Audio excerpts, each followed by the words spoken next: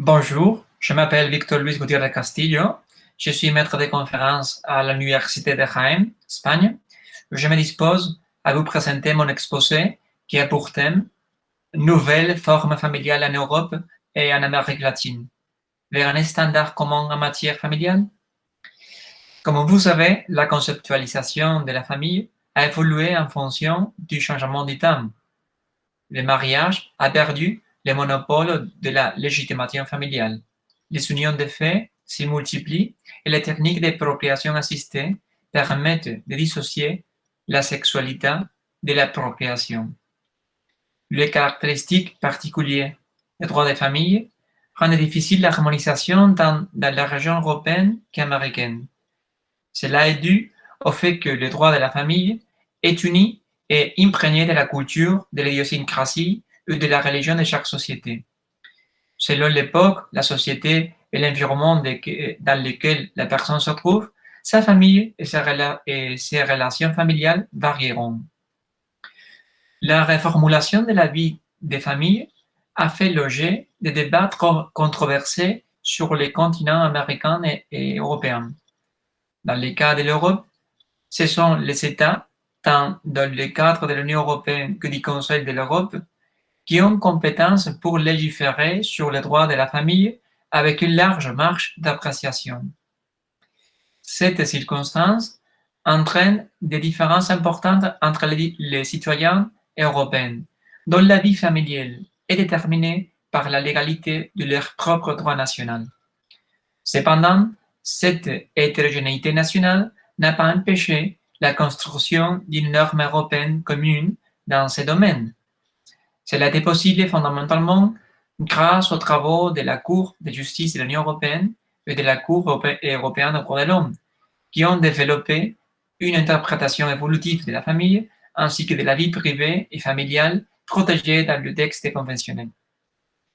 Grâce à cette interprétation jurisprudentielle, on peut affirmer aujourd'hui qu'en Europe, il n'y a qu'un seul modèle familial et que la protection de la famille dépasse les limites du mariage.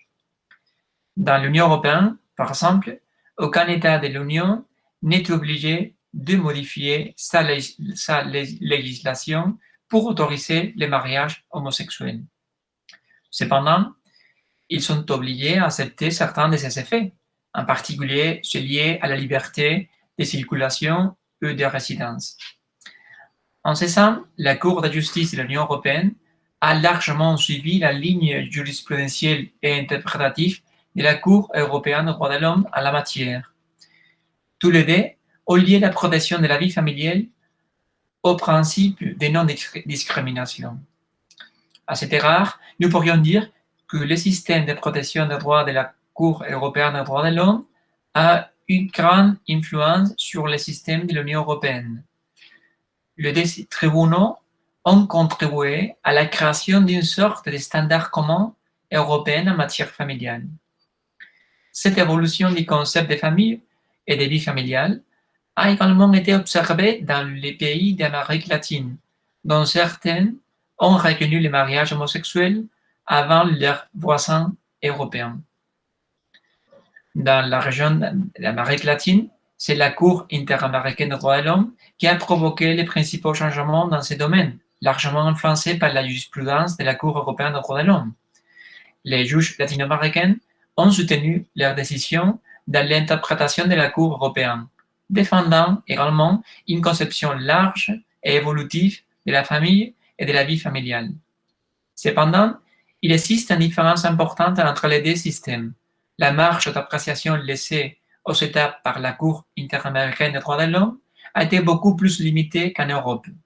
Dans sa dernière décision en la matière, je parle de l'avis consultatif de 2017, la Cour interaméricaine des droits de l'homme a estimé que tous les États doivent reconnaître et garantir tous les droits qui découlent d'un lien familial entre personnes de même sexe.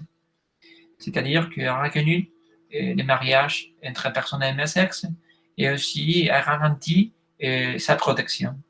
Nous pouvons conclure que malgré les différences normatives entre les systèmes régionaux, le concept de famille a évolué dans le même sens en Europe et en Amérique latine.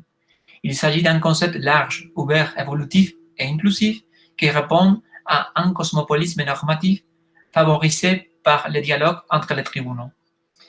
Avec ces derniers arguments, je mets point final à mon exposé. Je vous remercie pour votre attention et si vous avez des questions à me poser, je serai ravi d'y répondre. Merci beaucoup.